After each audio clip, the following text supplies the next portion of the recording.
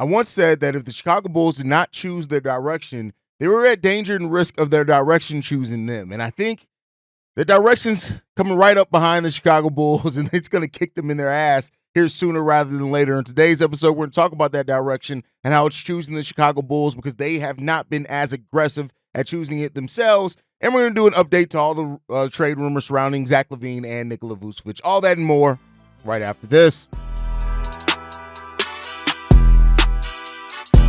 You are now tuned in to Chicago Bulls Central, your number one place for all Chicago Bulls news and content.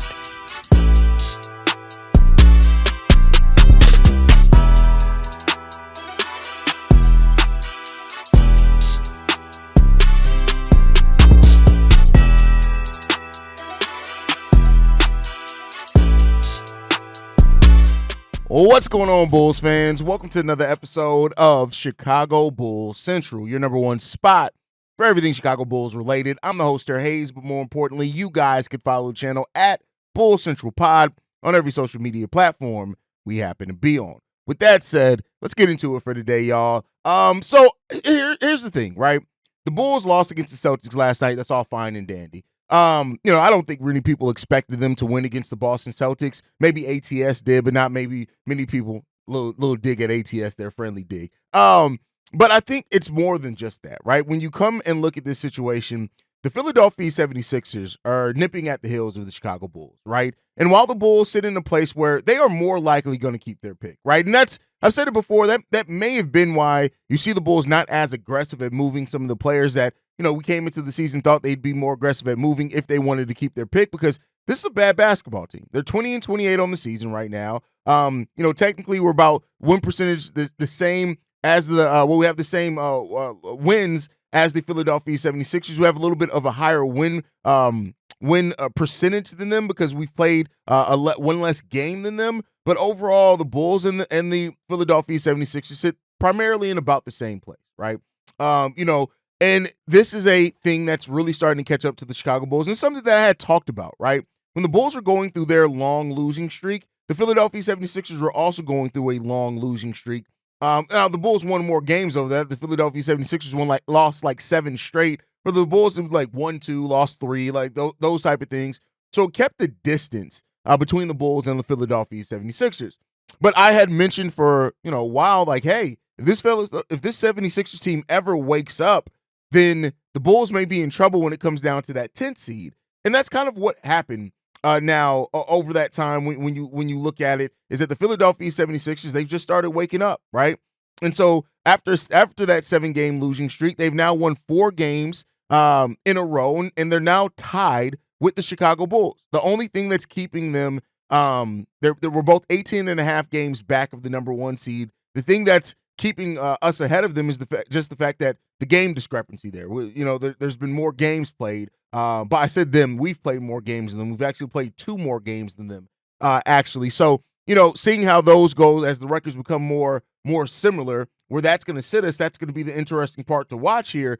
But they're nipping right at the heels of that 10 seed. And the 76ers have already come out and said they're not tanking, right? They're not going – they want to go for this. They want to fight for this. And, this is a team that came into the season with championship aspirations. They've fallen very, very, very, very short of that. Make no mistake about it. But here over the last 5 games have been playing much better, right? A positive net rating. They're 9th in offensive rating. Still 22nd in defensive rating, which without having Joel Embiid and even Paul George in some of those games, that makes some sense. They're 10th in true shooting percentage, 11th in effective field goal shooting percentage. They don't turn the ball over, but they're not a great rebounding team either, right? So, of course, as they get players back healthy and things like that, and some of those things improve, it can become a lot more interesting of a situation. But there's an out clause here for the Chicago Bulls in the form of the Atlanta Hawks. The Atlanta Hawks are also a team that's struggling right now. They've lost 6 straight. They're 3-7 in their last 10 games.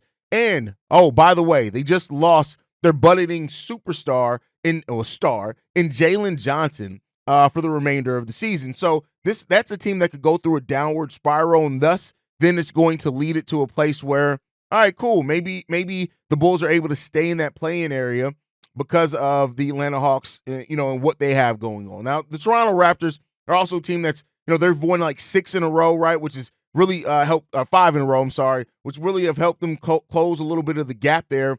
But still, even with the Toronto Raptors, they're still 5 games behind the Bulls and the Philadelphia 76ers. So for the nature of this conversation, I'm going to kind of leave them out of it. But it seems like there's going to be a battle between the Hawks, the 76ers, and the Chicago Bulls for the final 2 spots remaining in the play-in tournament, right? And that's what the Bulls have to ask themselves. And a trade for any of these teams or a change in direction for any of these teams could really determine kind of how this is going to shake out after the All-Star break. So trade deadline, of course, first, and then the All-Star break is really where, you see some teams that maybe, kind of were it's a dash to the All-Star break. Around this time, right, when the All-Star break is this close, teams start taking their foot off the gas a little bit. The teams towards the top, right? And then what you start seeing is about the middle to end of February, those teams start slowly putting their foot back on the gas. And then by the beginning of March, in the first week of March, they're fully putting their foot on the gas. And it's that point, the dash for seeding, right? Is basically how the NBA season ebbs and flows. So, while everybody's kind of waiting to see, because, both the Sixers and the Bulls are all in some serious trade talks, right? You got the 76ers reportedly may want to reunite Joel Embiid and Jimmy Butler, which is still a crazy thing for me. You got the Bulls who could look to move Zach LaVine, Nikola Vucevic, Lonzo Ball, all players that have been talked about potentially being moved between now and the end of the deadline. So there's some things that are wheels that are in motion, I should say. And this is where it comes down to. Now, I want to be clear here, right? And I know I said this at the top, but the Bulls have a pretty good chance to keep their pick, right? Of course, nothing is certain, especially when you have a draft lottery, right? But when you look at teams that typically are in the Bulls spot, typically they keep their pick, right? Because they would need, right now they have the 9th worst record. They would need 2 teams from below them to jump them in the lottery, right? For one of those top 4 spots for the Bulls then to fall down to 11. Now, the thing I say is that they're almost, is because this is the Bulls. We don't have great luck as a franchise, right?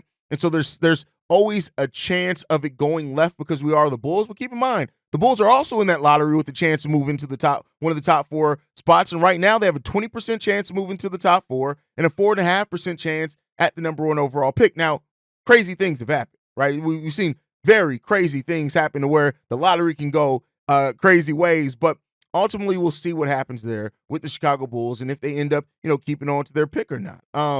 But there's a lot of protections, too. This is like one of the seasons where there are a lot of protections. Like, yeah, the Utah Jazz and Washington Wizards technically have their picks top 10 protected, but they're 1 and 2. They're not going to fall back that low. Charlotte's pick is protected 1 through 4. Right now, they're at number 4, so they could fall and lose their pick as well if a team jumps them, which is crazy enough. Portland, their pick is protected as well, 1 through 14 to us, but we know that they're not going to fall out of that lottery. They're not making the playoffs. So there's a lot of protections going on in here too. So to kind of see how things kind of shake out, right, depending on, the seeding, right? So you could get teams that are actually playing to try to maximize their chances to keep their pick because of seeding. But the ending of the season is going to be interesting for the Bulls, not only on the court, but also off the court in a lot of ways. And I think that's the thing that to look out for, because there is an on and off court aspect here for the Bulls, right? Now, as teams like Portland and Philadelphia, both teams that are ahead of the Bulls right now in the standings in the lottery, that they are both been winning, right? Portland won yesterday. We just talked about Philly being on a 4-game winning streak. So there's a lot there too. But, we'll keep watching that. That is what it's going to be. But on top of watching the pick situation, the Bulls actually are trying to still make this play-in until further notice. Right now, is there a low-key tank going on? I know people say that. I look at it more so as this just ain't a good basketball team. And I know that somehow that for some reason that triggers some Bulls fans when I'm just honest with where this team is. This isn't a good team, y'all. Right? This isn't a good team. So unless there's like some crazy, right? And I think, you look at Mirotic that one season where he went off and the Bulls were winning games and it ended up affecting our lottery status. Like, unless something like that happens, which it doesn't really seem like it's going to be, the Bulls lottery is what it is. It's left up to fate. There's no way they're going to be bad enough to be in the bottom 6 to guarantee they keep their pick. That's not going to happen. So they're going to need some luck anyway, for them to keep their pick. But the on the court stuff, right? The actual basketball games being played here, that's going to be interesting to watch out for on how who comes out with the last play-in spots. And this is kind of always the same thing that happened in the Eastern Conference. Like, I did not expect for it to be the Bulls. The Philadelphia 76ers here fighting with the Bulls over the 10th seed at the start of the season. But, hey, that's a possibility. The Bulls have the 13th easiest schedule in the league, right? 13th toughest schedule in the league, I should say. I'm sorry. So they have a pretty tough schedule remaining. The Philadelphia 76ers have the 5th easiest schedule remaining in the league, which is going to be something that may be playing into this as well as you watch out for these standings. And the Atlanta Hawks are right there below the Bulls. They have the 14th toughest schedule remaining in the NBA as well. The combined remaining win percentage of the Chicago Bulls opponents are 500. So the Bulls are, that's what it is, right? So, the combined remaining win percentage of Philadelphia's teams, 48%. So, it's a 2% difference, but that's quite a bit of a difference when you look at just how many easy opponents they have left on their roster. But then again, Philly isn't fully healthy either. So, that is what it is. Philly got a lot of players out with injury right now. Caleb Martin, KJ Martin, Andre Drummond, Paul George, Joel Embiid, of course, Jared McCain. They're all out, right? So it is what it is when it comes down to that. So, that's a tough thing, and we'll see how that's going to shake out for both these teams. But do not overlook how this trade deadline, not just because of what the Bulls do or don't do, but how teams around the Bulls, if the Philadelphia 76ers make a trade, if the Atlanta Hawks make a move, right, to try to better their team. We know that recently we heard that they try to go after Nikola Vucevic. So if they decide to be kind of more aggressive now to improve their team with Jalen Johnson being out and they don't really have any incentive to tank, that's something you got to look out for as well in that case. So, this is going to be an interesting. Here we go again. Same thing, us and the Atlanta Hawks. The same thing as last year. Now you got the Philadelphia 76ers involved in it. If Joel Embiid ever wakes up and can stay healthy for a stretch, Philadelphia 76ers could very well make their move up. So we'll see how that shakes out. But one of the things, of course, several of the things that are going to be watched at the trade deadline is what do the Bulls do, right? And with late yesterday, we had an emergency video out on it, but of course we got more detail now. Kind of when I do those emergency videos, it's just having kind of the baseline, right? But that is that the Golden State Warriors reportedly are back in on a potential Zach LaVine trade. Right now, he's not the only one that they're considering. This comes from The Athletic's Anthony Slater and Marcus Thompson III. They say this. Team sources have downplayed their recent involvement in conversations with the Heat, but there's a noticeable increase in intrigue from the front office about the idea of Butler at a bargain. After the pulse-taking conversations with multiple players, it seems Zach LaVine might pique more interest depending on his cost. With Jonathan Kuminga considered essentially off the table for any deal involving Butler or LaVine, adding one of the premier wing players has gained some favor. And if such a deal is possible, the idea of LaVine joining their midst has prompted some intrigue among key stakeholders. The presumption is he'd be a better fit in said culture. LaVine is viewed by some within the organization as a safer option. At 29, he's 5.5 years younger and some $6 million cheaper than Butler this season. Though his contract extends longer, he's had some recent health concerns. There are risks all over the board. So Jonathan Kuminga is something that I talked about in that live stream that we talked about, and apparently he's off the table in any of these talks. And we already talked about the fact that Andrew Wiggins would have to. There's no way around it if they want Zach LaVine or Jimmy Butler for that matter, considering the way that their contracts are worked out. Wiggins has to be included. That just is what it is. He absolutely has to be included. There's no ifs, ands, or buts about that. You have to include him for contract and matching purposes. So a deal built around Wiggins, and then at that point, I would think draft compensation.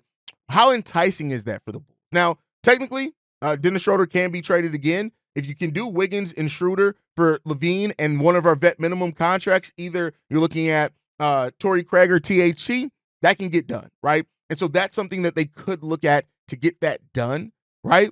But then, of course, you got to look at the draft compensation. Right now, if they want to involve more players, they have the opportunity to do that too. Kyle Anderson's reportedly something that they wanted to shop before. Gary Payton II is also something that they're willing to move off of as well. And, those are both players that are over 30. So it still becomes the highlight of the draft compensation there. And the Golden State Warriors, as far as draft compensation, they got it, right? They have their own picks they can trade in 2025, 26, 27, 28, 29.